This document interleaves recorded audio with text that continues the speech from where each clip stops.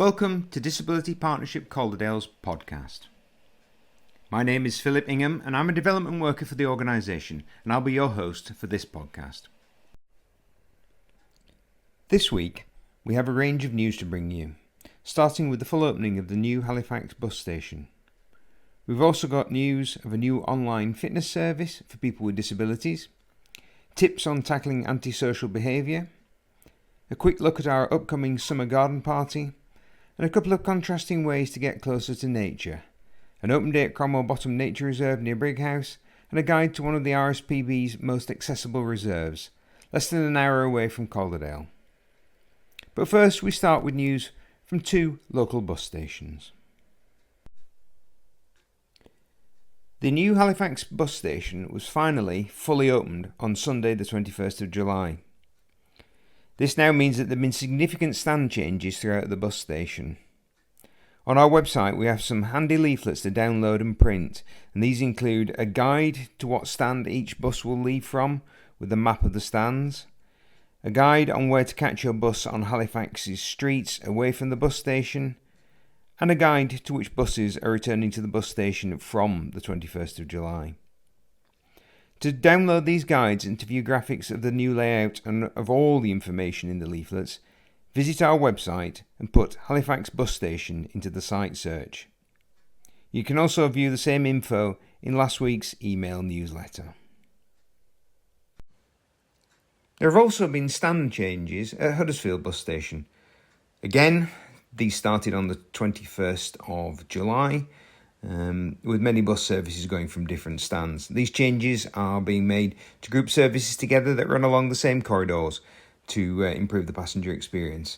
Again, look for the news item in last week's email newsletter, or put Huddersfield Bus Station into the search on our website to find the news story where we list all the routes that are changing. Physical fitness is an important part of many people's daily routines.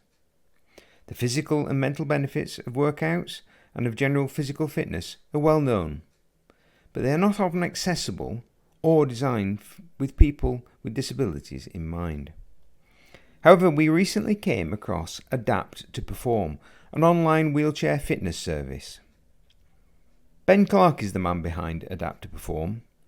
Ben is a fully qualified personal trainer, and as a C7 quad, he understands fitness from the perspective of a person with a disability. His online membership service provides high-quality fitness programs designed so that everyone can access a workout that adapts to them. Visit his YouTube channel or website to check out his free information and workouts, or sign up to a monthly membership to access the full content, including over 250 adaptable workouts, active recovery sessions, and nutrition information. So, you can visit adapttoperform.co.uk. That's adapttoperform.co.uk for all the details of membership and for Ben's own backstory. And you can also view many of Adapt to Perform's videos on their YouTube channel. Simply search for Adapt to Perform on YouTube. We're always on the lookout for new ideas, and here's one that caught our eye recently. Active Hands, the online disability aid shop, has a wealth of solutions for reduced hand function. Their shop has over 100 products, all designed to make life easier and more accessible. However, they know that the solutions are not one size fits all, that sometimes the best solution is one you craft yourself. After 20 years of manufacture and product development, they've built up a great knowledge of versatile materials. Many of their materials have to be ordered in large quantities, but they know that you don't want to purchase 5,000 metres of webbing for one project. That's why they've decided to add a new section to their website where you can buy the materials used in their manufacture processes. This means they buy them in bulk, which in turn means they can offer small quantities to you at reasonable prices. The materials on offer include webbing and Velcro, as used in gym gripping aids, elastic and toggles, as used in hair ties, and many more. Simply go to their website, activehands.com, that's all one word, activehands.com, and then look for the shop option in the main menu. Once you're into the shop, look for the filter and tick materials under the list of categories. It's as simple as that. What a great idea.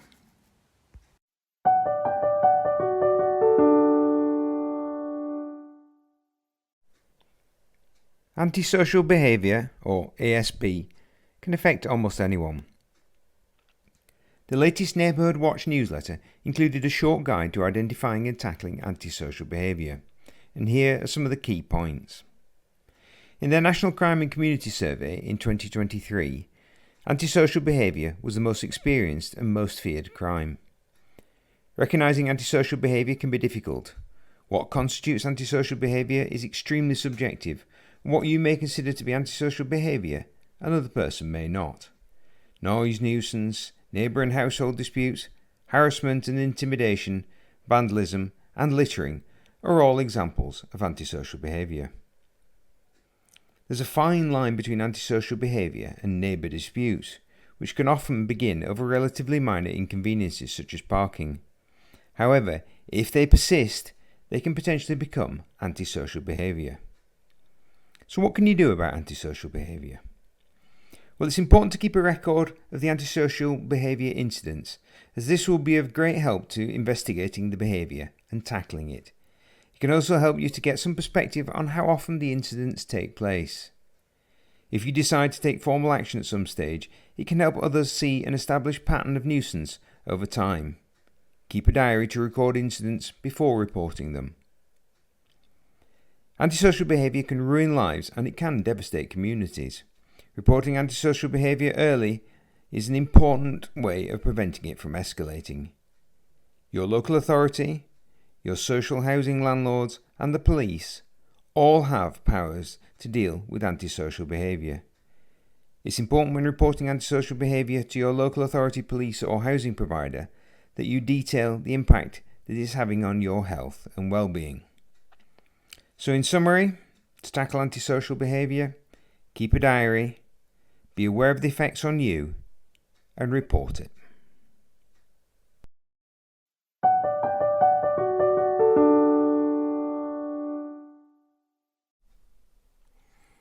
An event we're very much looking forward to is our summer garden party. We'll be holding it on Tuesday the 27th of August, running from 1pm until 3:30pm. The venue is the Old Rishworthians Rugby Club in Copley Village, and the postcode there is HX3OGU. Those of you who've been to our last few Christmas parties will be familiar with the venue. There's free parking on site, and the venue has a step-free access via a shallow ramp to the left of the building as you look at it from the car park. This will be signposted on the day. Inside there's plenty of room, all on one level, with accessible toilets at the back of the main room. We'll be laying on a big free buffet with hot and cold drinks as well. There'll be musical entertainment on and off through the afternoon, and if the weather is fine, there's a large balcony area outside where you can relax and enjoy views of the nearby riverside and woodland. As ever at our events, everyone is welcome and it's all entirely free. If you know you're coming, why not drop us a text to 0771 612 2897. That's 0771 612 2897. And that'll let us know to expect you and help us to plan the catering. But even if you only decide to come on the day, you'll be guaranteed of a warm welcome. So that's our summer garden party on Tuesday the 27th of August from 1pm until 3pm, and the venue is the Old Rishworthians Rugby Club in Copley Village, postcode HX3OGU. We'd love to see you there. Cromwell Bottom Nature Reserve is holding an open day on the 3rd of August. Located on the main A6025 road between Elland and Brighouse, Cromwell Bottom has an excellent network of relatively accessible pathways. Maintained by a group of committed volunteers known as the Cromwell Bottom Wildlife Group, this 74-acre site is home to flower meadows, dry and wet woodland, a lagoon, ponds and numerous bird viewing areas. It also gives great access to the well-maintained canal towpath. Amongst the birds regularly seen on site are kingfishers and woodpeckers. It's also one of the most accessible nature reserves in Calderdale, and almost the whole site can be accessed by wheelchair. There is step-free access to the reserve from the free car park, and during the open day the site's toilet and baby changing facilities, including an accessible toilet, will be open. We are regular visitors to the site, and it's worth noting that there is a gentle slope from the car park down to the reserve itself, and that some of the surfaces you encounter are gravel. So although it's relatively accessible, it's not entirely flat and the surfaces are not 100% smooth. The open day is Saturday the 3rd of August from 10 AM until 4 PM. It's free. Activities include a bird of prey display, pond dipping, guided walks and a craft stall. To find Cromwell Bottom, use the What 3 Words app. And the location for the car park is down, insist, fast. That's down.insist.fast. That's using the What 3 Words app. If you use a traditional postcode, it's HD6 2RG, which gets you onto the main road outside the reserve. Look for the brown tourist signs on the A6025. They're fairly clear and they're easy to follow. If you're looking for an accessible day out in the fresh air, then one of the RSPB's newest reserves, St Aidan's, might just fit the bill. St Aidan's is near Leeds and it is attracting a lot of visitors due to its groundbreaking layout, which puts an emphasis on visitor accessibility. We recently visited the reserve, which is just 40 minutes drive from central Halifax. And we went to find out more about the site that has been developed for the benefit of nature, where heavy industry once dominated. St Aidan's is an old open-cast coal mine that has been flooded and then carefully managed to produce a nature reserve that hosts a huge range of wildlife, some of it very rare. Unlike many RSPB reserves, St Aidan's doesn't have bird-watching hides. These are wooden sheds with narrow viewing windows, which can be both claustrophobic and inaccessible. Instead, it has a network of raised pathways that allow visitors to explore the reserve on foot or on wheel, enjoying great views of a rich variety of habitats, including reed beds, open water, meadows and woodland. The reserve has a large car park, which is £4 except for RSPB members, and from there it is a flat tarmac access to the visitor centre, cafe and toilet block, which includes an accessible toilet. Apart from a 100-metre slope down from the car park and visitor centre, the reserve's pathways are flat. The surfaces are mainly a well-drained red soil and fine gravel mix, although some puddles and mud form after heavy rain. With several kilometres of interconnecting pathways to explore, you can really enjoy the chance of a longer wheel or walk, or you can just stay close to the visitor centre and enjoy the views of the shimmering water and swaying reed beds. We visited in spring, and the reserve was alive with the sight and sounds of hundreds of birds, including noisy colonies of black-headed gulls, busily mating, nest building and squabbling amongst themselves. The address of St Aidan's is St Aidan's, Astley Lane, Leeds, LS26 8AL. That's LS26 8AL. There are 90 parking spaces, 5 for blue badge holders, and these are approximately 30 metres from the visitor centre. The car park itself is tarmac.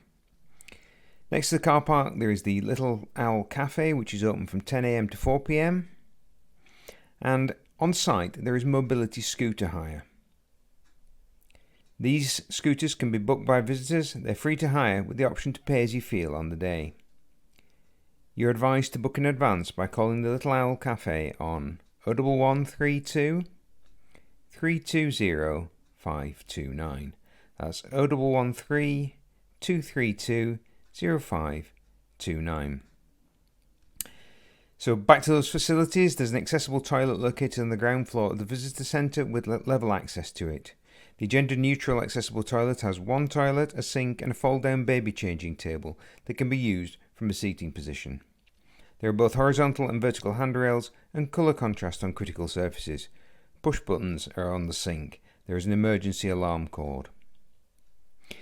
Looking broadly at wheelchair access at the site, there is a mix of different types of path that are both flat and undulating, where walks can be enjoyed.